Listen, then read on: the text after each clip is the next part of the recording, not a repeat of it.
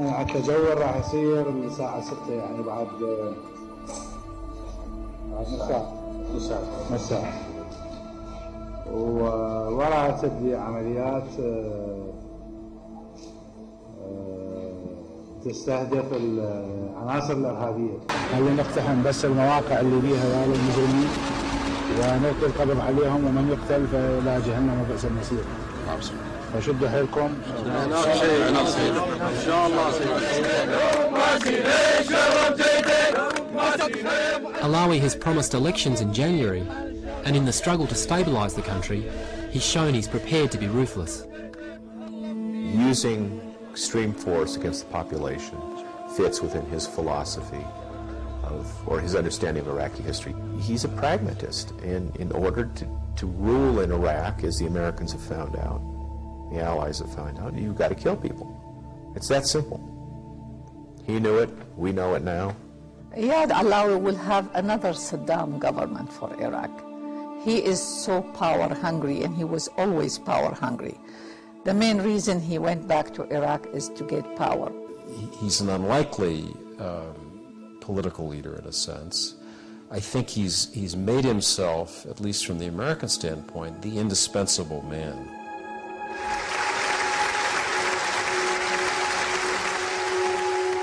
Once a spy for the Iraqi regime in Europe, Ayad Alawi went on to play a key role in selling the war in Iraq to the West. Although he's operated out of the public eye for most of his career, since his meteoric rise to power, disturbing rumours and allegations about his past have begun to surface. Tonight, Dateline tells the story of how Saddam's man in London became America's man in Baghdad. I remember him and most of the students who went through Baghdad Medical School between 1961 and 1971. They know Ayad Alawi very well. So we have to get her authorization and consent for repair as well. No, we don't have the... Dr. Haifa Razawi now runs this obstetrics and gynecology practice in Los Angeles. But in the 60s, she studied at Baghdad University with Alawi. In 1970, like many other Iraqi medical students, they both went to London after graduating. She was close to the family of Alawi's first wife and recalls that he was a prominent member of the Iraqi Ba'ath Party and a political ally of Saddam Hussein. I knew that he was on a big salary from the Ba'ath Party, and they helped him a lot in England. How did you know that? How did you know he was on a big salary from the Ba'ath Party? We used to go sometimes to the Iraqi embassy, and we hear from the employees that, so-and-so is a Ba'ath Party representative, he's getting a big money. The foot soldiers of Saddam's regime in Baghdad also remember Alawi. Dateline tracked down a former Iraqi intelligence officer who was stationed in London in the mid-80s. Now back in Baghdad, Wissam Kazal remembers Alawi helping to spy on fellow students in Europe for the former Iraqi government. إنه البعثيين كانوا منتشرين كطلاب وانت منتشرين في أغلب دول أوروبا. وهم مصادر هذولا. When Ayad Alawi went to London, was he also a good source of information for Iraqi intelligence? ما تقبل غلط. Yes. Must.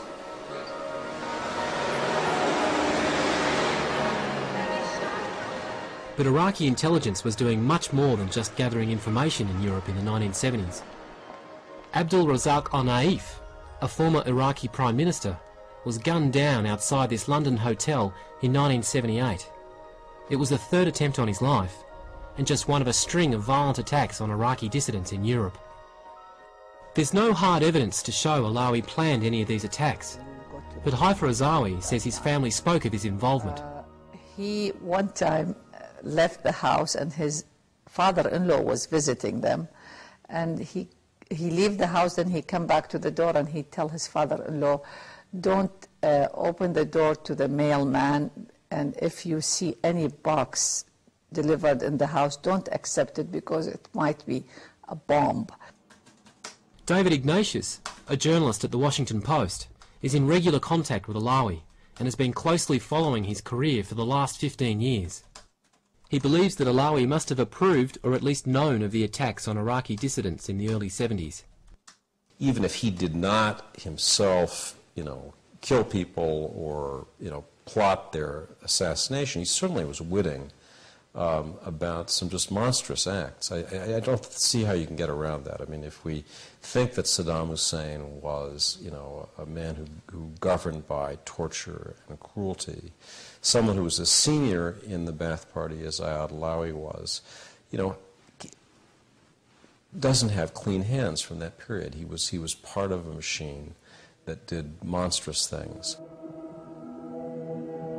Eventually, this machine turned on Alawi himself. Saddam Hussein began to suspect Alawi was working against him in London, and in 1978, Alawi was brutally attacked as he slept. He was attacked with a hatchet in bed with his wife, and his leg was nearly severed, his chest was cut open with a hatchet. His wife never recovered from the trauma of that. Certainly by then, he was well gone from the party. No one knows exactly when or why Alawi turned against Saddam. But when Wissam Khazal was sent to London in the mid-80s, he discovered Alawi was being cultivated by both MI6 and the CIA. هو علاقته بالMI6 قائمة لا محال يعني. His link, Alawi's link with the MI6 is a must. هذا ما يختلفون عليه الاثنين. They are sure about it. I mean, him and his superior. أنا متأكد شلون هو قاعد قدامي هسه. أنا متأكد إنه أياد علاوي لديه اتصال بالMI6 والMI6 رتب أياد علاوي ترتيب وقدموا هدية إلى CIA. During the 80s, while Saddam was still in favour in the West, Alawi kept a low profile. But his moment came after the first Gulf War in 1991. With funding from the US, he set up an opposition group, the Iraqi National Accord. By the mid-90s, it had offices in Jordan and Kurdistan. He was trying to create this network. That's what his group, the Iraqi National Accord, was. It was a network of military officers, intelligence officers, Ba'ath Party members. Unfortunately, it was never as widespread or as strong as Alawi liked to claim. This was underscored by a disastrous coup attempt that Alawi launched from Amman in June 1996. Alawi had claimed that once the coup began, it would spark mass defections from the Iraqi military.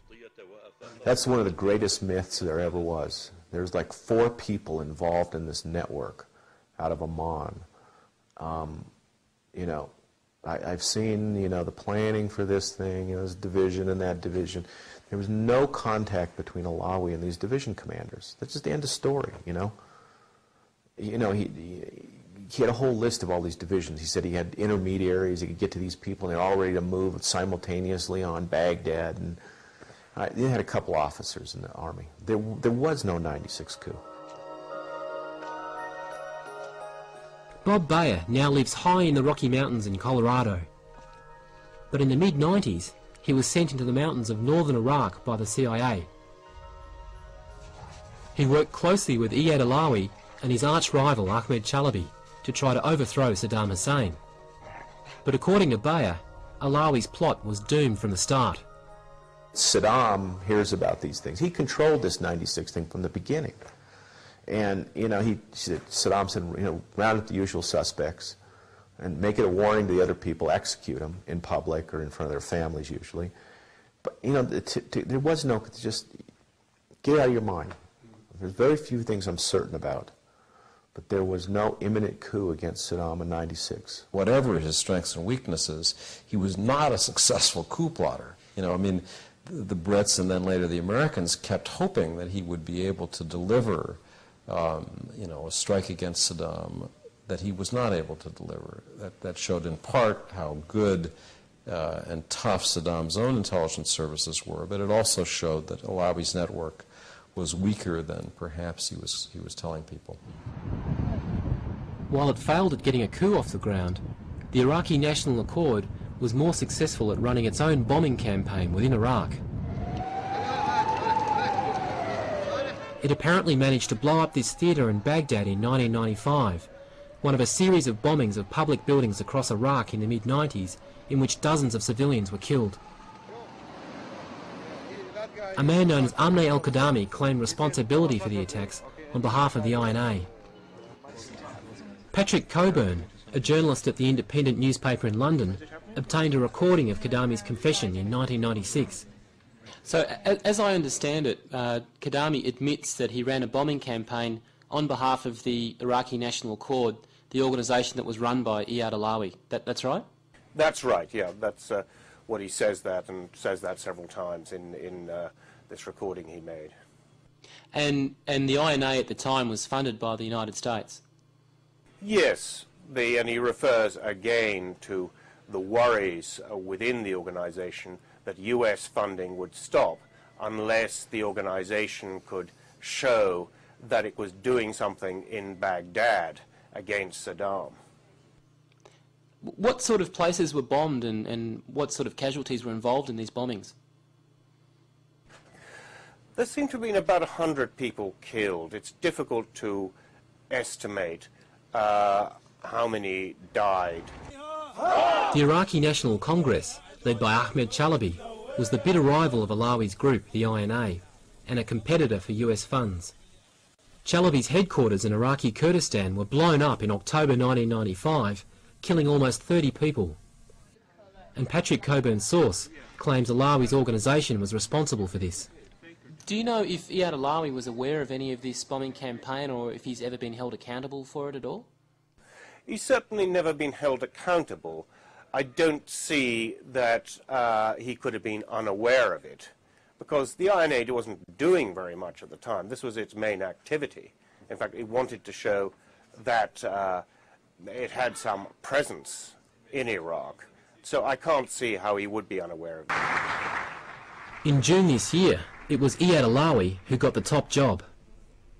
But it didn't take long for more allegations of his ruthlessness to appear.